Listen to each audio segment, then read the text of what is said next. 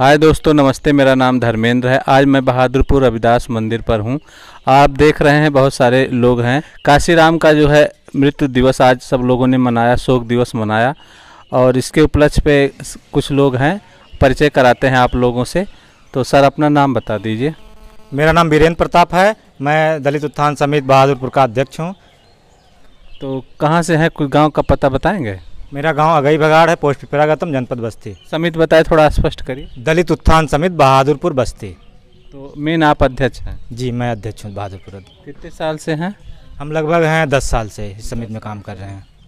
तो आज आपने क्या प्रोग्राम किया, कुछ बताएंगे? आज हम लोग के मसीहा महामानव मान्यवर कांशीराम साहब का परिनिर्वाण दिवस था।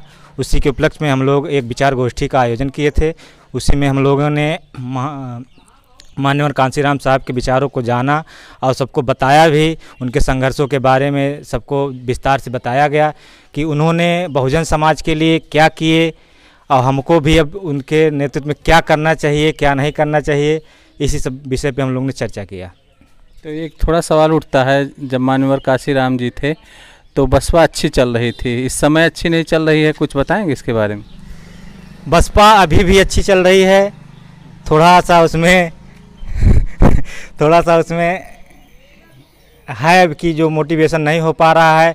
हमारे कुछ लोग हैं जो गुमराह हो गए हैं, उनको जोड़ने का काम हम लोग कर रहे हैं, लगातार जारी है। फिर हम लोगों को समझाएंगे, मान्यवर साहब के विचारों को लोगों को जन जन तक पहुंचाएंगे, फिर हम लोग मजबूत होंगे। ये हम लोग जो है इसका प्रयास जो है जारी रखे हैं। तो क्या आप बौद्धिस्ट भी हैं? बौद्धिस्ट तो अभी नहीं है, लेकिन आगे आने वाले समय में अगर ऐसे ही माहौल रहा, ऐसे ही प्रशासन का रहा उत्पीड़न और प्रस्ताव, तो हम लोग हो जाएंगे। तो अभी आप हिंदू हैं? अभी हिंदू नहीं है, हम लोग मानव हैं। अभी बौद्धिस्ट भी नहीं हुए, लेकिन आगे चल के हम लोग जो है विचार बना रहे हैं। अगर प्रशासन का रवैया यही रहा, दलितों पे उत्पीड़न बढ़ता गया, तो हम लोग आगे चल के बौद्ध हो जाएंगे। तो पूजा पाठ करते हैं? पूजा पाठ नहीं करते हैं। कितने दिनों से छोड़े हैं?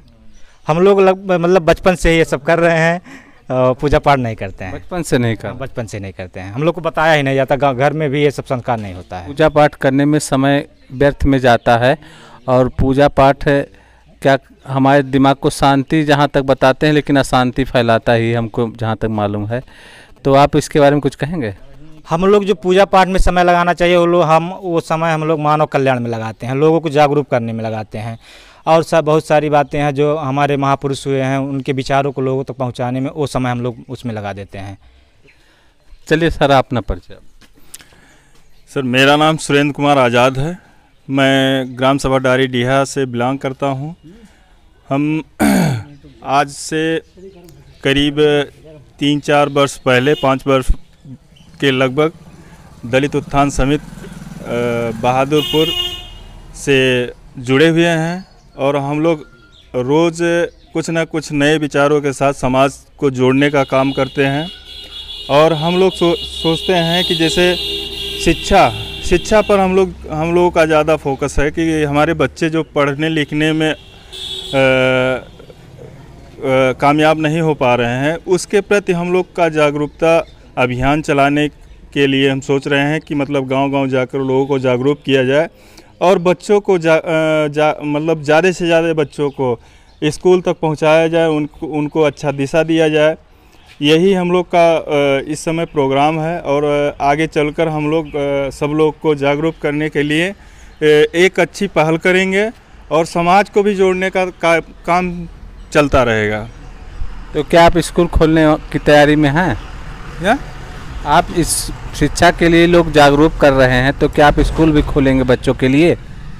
स्कूल तो खोलने का अभी कोई ऐसा प्रोग्राम नहीं है, लेकिन ये है कि आने वाले भविष्य में अगर हम लोग का निर्देशन और हम लोग का विचार लोगों तक पहुंच रहा है और लोग हम लोग से जुड़ते गए, तो आने वाले समय में हम लोग चंदा स्वरूप इकट्ठा करके शिक्षा का भी प्रबंध करने के लिए हम लोग हमेशा अग्रसर रहेंगे। तो गांव-गांव जा कर के बच्चों को, गांव माता पिता को समझा रहे हैं कि आप लोग अपने बच्चों को ठीक से पढ़ाइए। जी, हम लोग ये चाहते हैं कि जैसे बच्चे अभी हम लोग आप देखेंगे कि गांव में जाते हैं तो बच्चों को ऐसे आवारा लड़कों की तरह घूमते हुए पाएंगे। बीड़ी, सिगरेट, गुटखा, गांजा, शराब, दारू, ये सब सारे चीज़ों का वो पान कर रहे हैं। तो हम लोग का प्रयास है कि जब तक शिक्षा समाज में होगा नहीं, तब तक देश का विकास, गांव का विकास, ब्लॉक का विकास और ज़िले का विकास, प्रदेश का विकास हो नहीं सकता है। इसलिए हम लोगों ने ये अभियान चलाने का संकल्प लिया है कि मतलब हम लोग शिक्षा पर ज़्यादा से ज़्यादा फोकस करके बच्चों को एक अच्छी दिशा देने का प्रयास किया जा रहा है। तो बाबा साहब को पढ़ने नहीं दिया गया था, आज लोगों को पढ़ने का अधिकार है, इस बात को भी तो लोगों को आप बता रहे होंगे, कैसे बता रहे हैं, थोड़ा स्पष्ट और करिए। गांव में लोगों से जुड़ना एक मित्रवत की तरह से हम लोग मुलाकात करेंगे, लोगों से मिलते हैं, मित्रवत रूप से, भाईचारे के रूप से मिलते हैं और उनको बाबा साहब की जीवनी, जो उन्होंने संघर्ष किया है, जैसे कि उन्होंने समाज के लिए, शिक्षा के लिए और समाज के अधिकार के लिए लोगों का जो हनन हुआ है पिछले समाज में, बाबा साहब के समय में जो बाबा साहब ने उनकी दुख और दशा देखा था, उसको देखकर उनके मन में जो पीड़ा हुई है, उन्होंने मतलब जो समाज को दिशा के लिए उन्होंने अपने परिवार तक का भी बलिदान किया है, अपने समाज को एक नया मुकाम देने के लिए, उन्होंने संगठित करने के लिए बहुत संघर्ष किया है। उसी संघर्ष के बारे में हम लोगों को विस्तार रूप से बताते हैं कि आप लोग भी मतलब इस संघर्ष में शामिल हों और हम लोग का संघर्ष सफल करें। तो क्या आप बताना चाहेंगे, जो बाबा साहब ने शिक्षा ग्रहण करने में उनको काफ़ी कठिनाई हुई, तो आज के समय में बच्चों को क्या कठिनाई हो रही है, कुछ बताएंगे? आजकल शिक्षा महंगी हो गई है, प्रशासन के दबाव में जो है सरकार शिक्षा महंगी कर दी है, इससे बच्चों को ज़्यादा दिक्कत हो रही है। तो किस तरह से महंगा हुआ है, थोड़ा सा स्पष्ट करिए। शिक्षा के क्षेत्र में फीस महंगी हो गई है, किताबें नहीं उपलब्ध हो पा रही हैं समय से, विद्यालय है, विद्यालय में शिक्षक नहीं हैं, बहुत सारी समस्याएं ऐसी हैं। यानी सरकार जो है प्राइवेट कर दे रही है, जो गरीब बच्चे हैं प्राइवेट स्कूलों की फीस दे नहीं सकते और वो वहाँ जा नहीं सकते। इंटरनेट भी महंगा है, मोबाइल भी महंगी है। मान लीजिए कोई बच्चा इंटरनेट से पढ़ना चाहता है तो भी नहीं पढ़ाई कर सकता, नेट भी महंगा है, मोबाइल भी महंगा है और नेटवर्क का भी प्रॉब्लम रहता है। और जो है स्कूलों की फ़ीस महंगी हो गई है और कुछ ऐसी पढ़ाई है कि हम इंटरनेट से भी नहीं कर सकते, बिना जैसे MBBS की पढ़ाई है, कोई टेक्निकल नॉलेज है तो हम इंटरनेट से थोड़ा ना कर सकते हैं। तो इस तरह से सरकार महंगा कर दिया है। इसके लिए आप लोग क्या संघर्ष करेंगे, क्या बताएंगे लोगों को? तो बताएंगे हम लोग जो है खुद से जन जागृति लाएंगे और हम लोग अपना एक पाठशाला खोलेंगे, उससे जो है शिक्षा जो है विस्तार करेंगे। और रही बात महंगी की, तो हम लोग सरकार पे दबाव भी बना रहे हैं, ज़्यादा हर जगह धरना प्रदर्शन चल रहा है कि शिक्षा को सस्ता किया जाए ताकि हर बच्चा पढ़ सके, हर बच्चा शिक्षित हो सके, ताकि हर जगह जो है हर लोग पहुंच सकें। आप कुछ कहेंगे? मेरा चैनल के माध्यम से सभी समाज के लोगों को ये संदेश देना चाह रहे हैं कि आप लोग ज़्यादा से ज़्यादा बच्चों का भविष्य संवारने में उनके शिक्षा पर और उनके रख रखाव, उनके साफ़ सफाई पर ध्यान दें और बच्चों को एक अच्छा विकल्प देने का प्रयास करें। मैं घनश्याम गौतम ग्राम पिपरौला से बिलोंग करता हूं।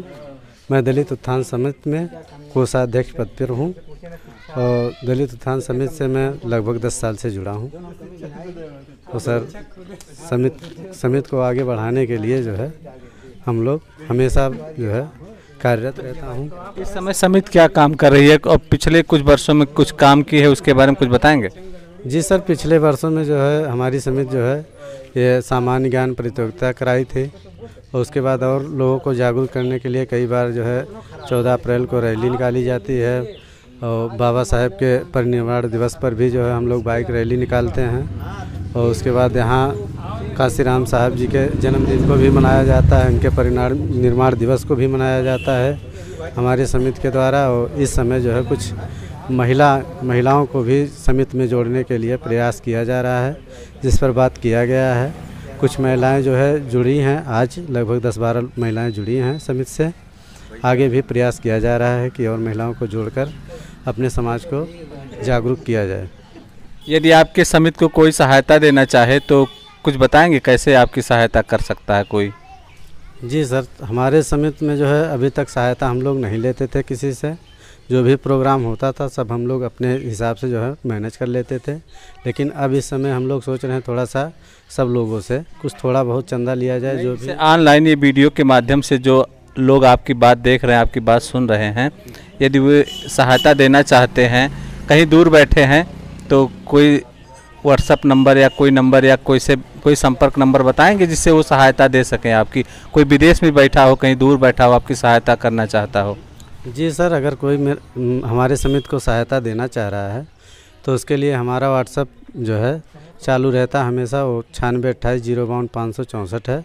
अगर कोई सहयोग करना चाहता है UPI से, गूगल पे, फ़ोन पे, जो भी करना चाहता है तो उसके लिए भी मेरा 9628 नंबर है। इस पर कभी भी वो जो है संपर्क करके आपसे बात करके हाँ हमसे संपर्क करके वो सहायता दे सकता है। या समिति में भी जो है कई लोग हैं, किसी से भी संपर्क करके वो सहायता दे सकता है। उसका समिति हमेशा आभारी रहेगा। मेरा नाम बुद्ध विक्रम सेन है। मैं दलित उत्थान समिति बहादुरपुर बस्ती का संचालक हूँ।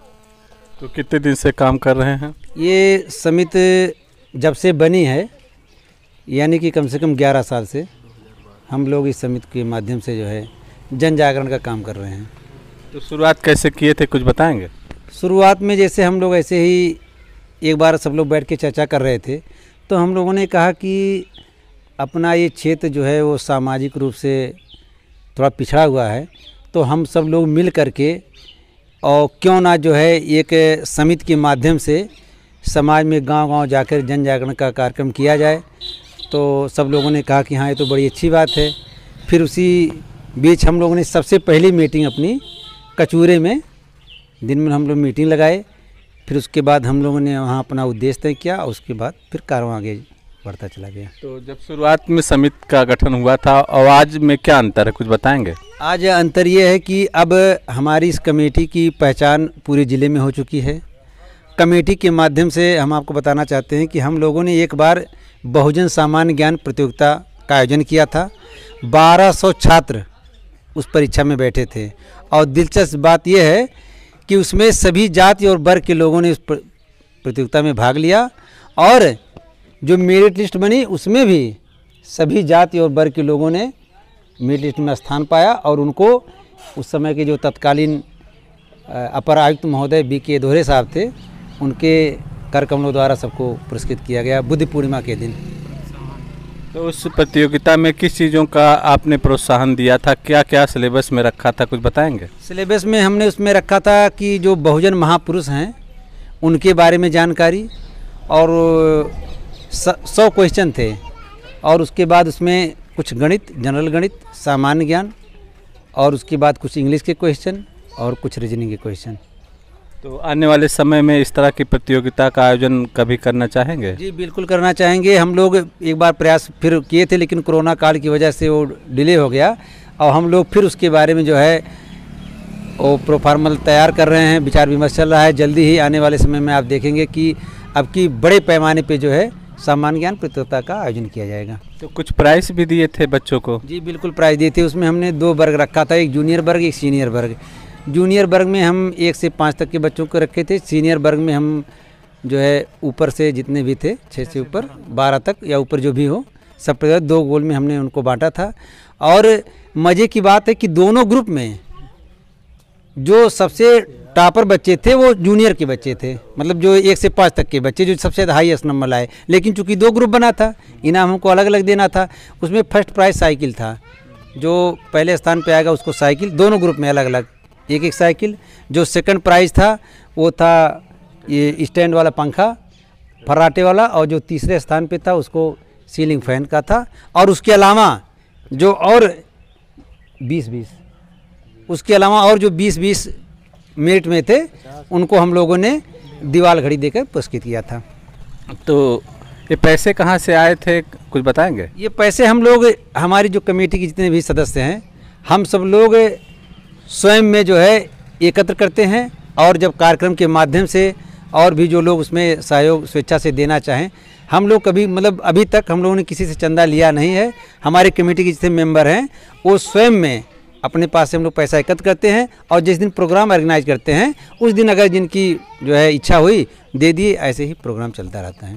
तो कुछ फीस लगाए थे जब बच्चे फॉर्म भरे थे? बिल्कुल बिल्कुल, हम लोगों ने इस पर 20 रुपये का फीस लगाया था, मात्र 20 रुपये का। यानी कम से कम फ्री से अच्छा होता है, क्योंकि फ्री का कोई मतलब नहीं। जी जी, बस इसीलिए हमने इसीलिए कि फ्री कर देंगे तो लोग उसको सीरियसली नहीं लेंगे, तो 20 रुपये रखे ताकि सब लोग उसमें जुड़ सकें। और जो है ज़्यादातर लोग पहली बार में, मैं फिर वही बता रहा हूँ, 1200 लोगों ने परीक्षा दी, 10 सेंटरों पे हमारा परीक्षा था।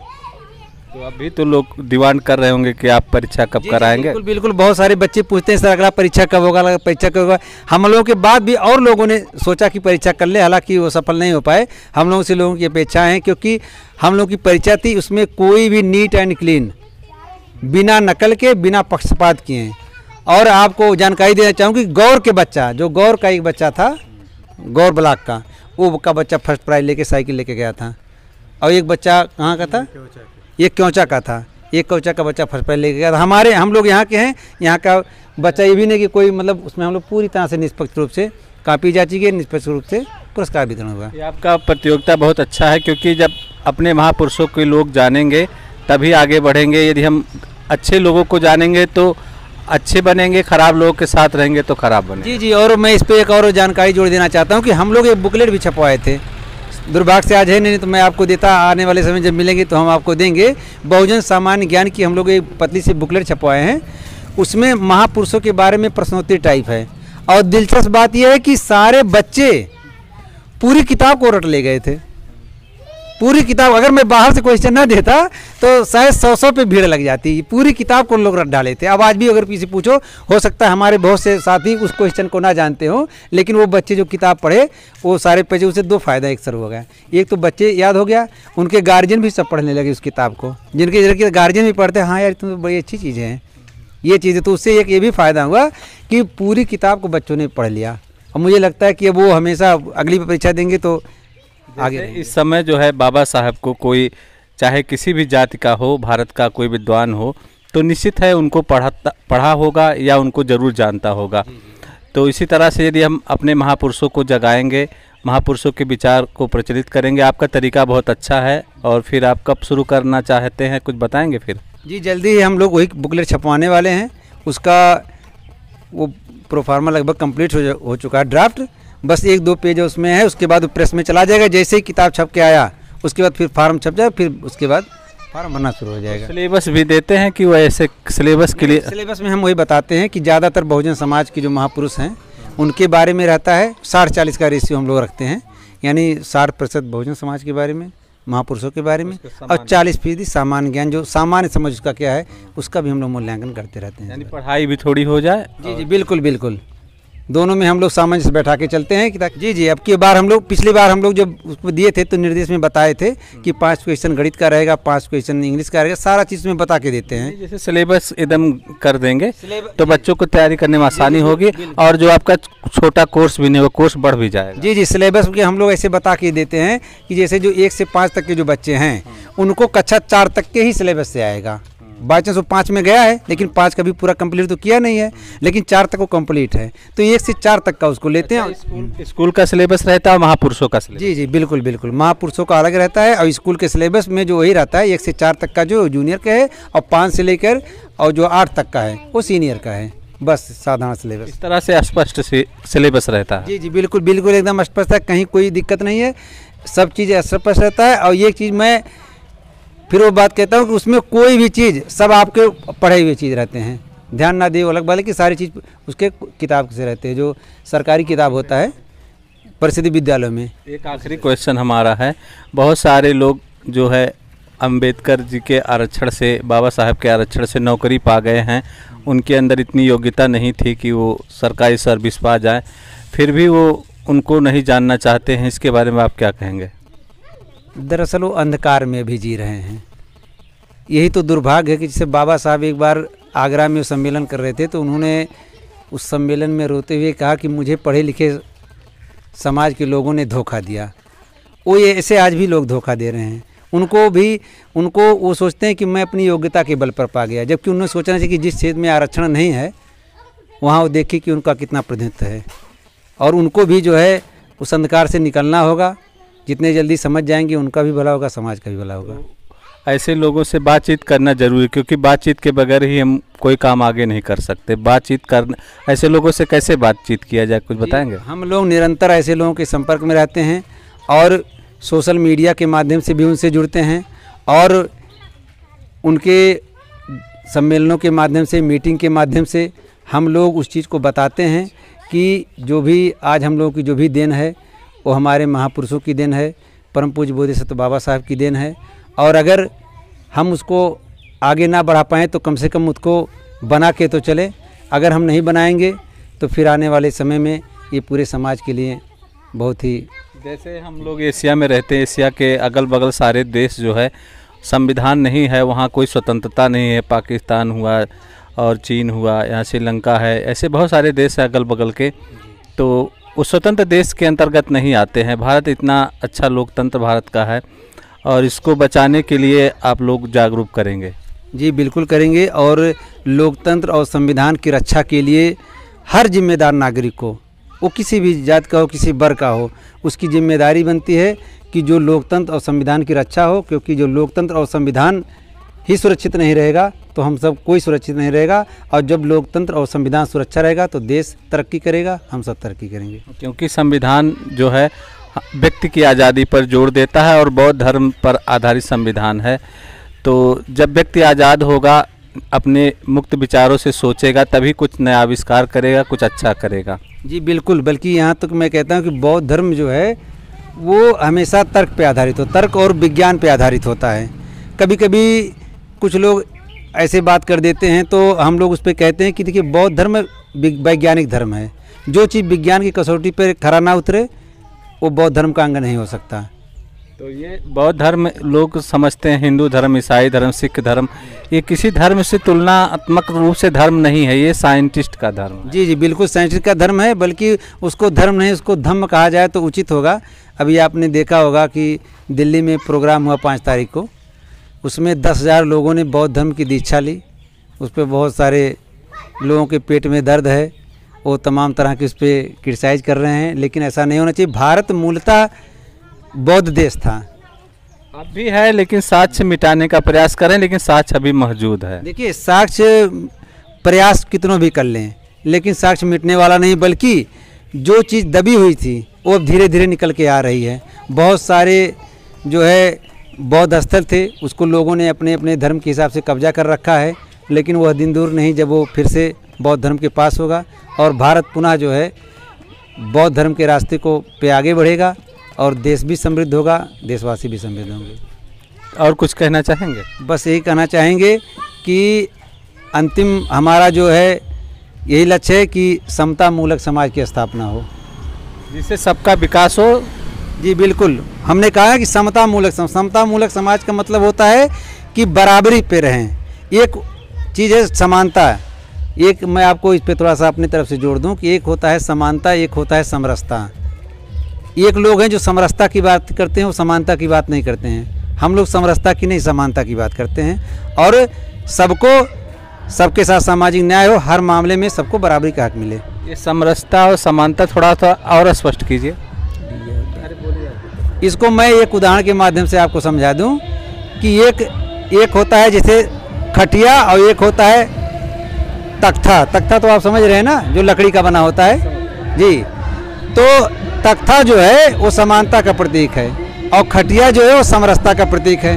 अब फिर आप सोचेंगे इसमें क्या अंतर है? तो जैसे खटिया होता है उसमें एक गोड़वारी और एक मुड़वारी होता है ना, ठीक है। एक उसमें निश्चित है कि सर एक तरफ रहेगा, पैर एक तरफ रहेगा।